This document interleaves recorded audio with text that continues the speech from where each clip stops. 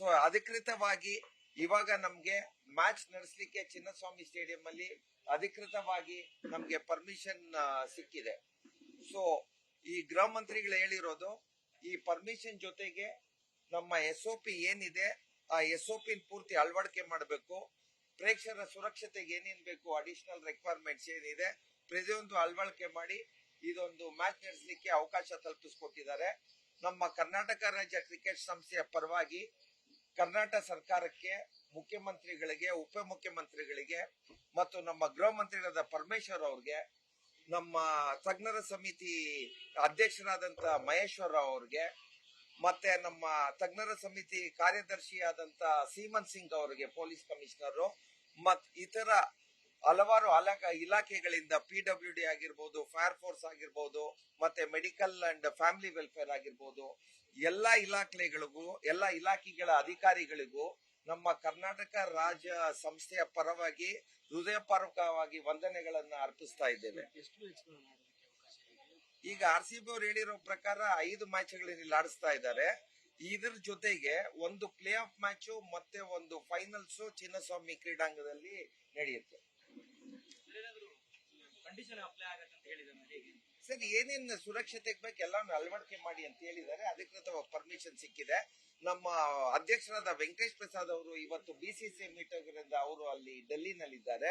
ನಮ್ಮ ಉಪಾಧ್ಯಕ್ಷರಾದ ನಮ್ಮ ಸುಜಿತ್ ಸೋಮಸುಂದರ್ ಅವರು ಮಾಜಿ ಆಟಗಾರರು, ಭಾರತ ಆಟಗಾರರು, ಅವರು ನಮ್ಮ ಕರ್ನಾಟಕ ರಾಜ್ಯನ ಪ್ರತಿನಿಧಿಸಿ ಇವತ್ತು ಉಪಮುಖ್ಯಮಂತ್ರಿಗಳ ಜೊತೆ ಚರ್ಚೆ ಮಾಡಿ ಈ ಒಂದು ಪರ್ಮಿಷನ್ ಪಡೆದಿದ್ದೀವಿ. ಸುಜಿತ್.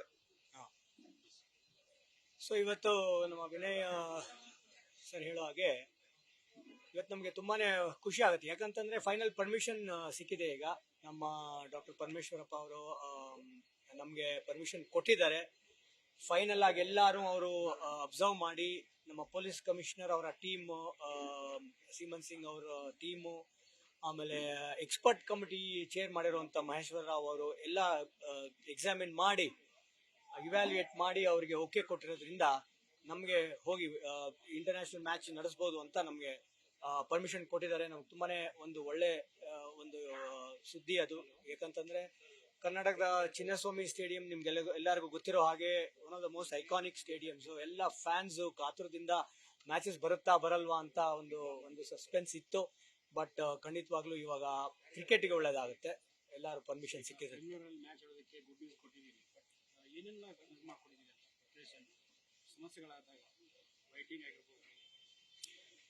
ಎಲ್ಲ ಡೀಟೇಲ್ಸ್ ನಾವು ಹೇಳಿರೋ ಹಾಗೆ ಅವರು ರೆಕಮೆಂಡೇಶನ್ಸ್ ಏನಿತ್ತು ಅಂತಂದ್ರೆ ಗೇಟ್ ಸ್ವಲ್ಪ ವೈಡನ್ ಮಾಡಬೇಕಾಗಿತ್ತು ಅಂತ. ಸೊ 9 ಮೀಟರ್ಸ್ ಅಂದ್ರೆ 18 ಅಡಿ ಗೇಟ್ ಇರೋದ್ರಿಂದ ಒಳಗಡೆ ಹೋಗೋಕೆ ಆಚೆ ಬರೋಕ್ಕೆ ಸೌಲಭ್ಯಗಳು ಮಾಡ್ಕೊಂಡಾಯ್ತು. ಪ್ಲಸ್ ಅಲ್ಲಿ ಆಂಬ್ಯುಲೆನ್ಸಸ್ ನಾವು ಒಳಗಡೆ, ಆಮೇಲೆ ಒಂದು 4 ಒಳಗಡೆನೂ ಇಟ್ಟಿರ್ತೀವಿ ಸ್ಟೇಡಿಯಂ ಒಳಗಡೆ.